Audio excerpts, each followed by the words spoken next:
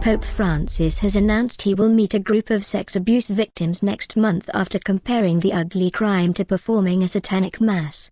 Speaking after his Middle East tour, Pope Francis said he will show zero tolerance for anyone in the Roman Catholic Church who abuses children. Sexual abuse is such an ugly crime. Because a priest who does this betrays the body of the Lord, he said. The Pope, 77, spoke to reporters for nearly an hour on his flight to Rome.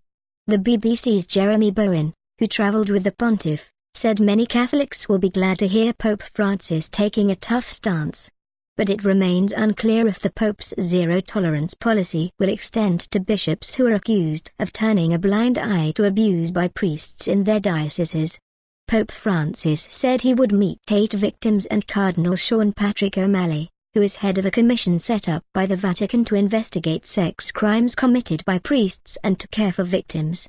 Cardinal O'Malley said last month he will recommend that negligent clerics be held accountable regardless of their rank in the Church, a move that victims groups have pressed the Vatican on. The Pope is under pressure to act after the UN recently published a report accusing the Vatican of systematically placing the preservation of the reputation of the Church over the protection of child victims. Earlier on Monday, the Pope called for an end to religious intolerance during a Mass in Jerusalem at the room where Christians believe Jesus held the Last Supper. He visited the most important holy sites for Muslims and Jews in Jerusalem's Old City on the final day of his Middle East tour. The pontiff has been feted by Israel and the Palestinians, and has invited their presidents to the Vatican.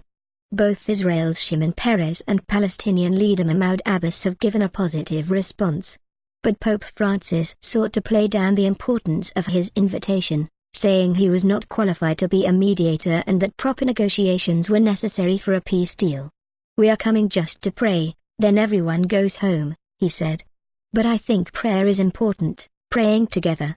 Our correspondent says the Pope's visit to the region will have made him more aware of the tangled politics of peacemaking.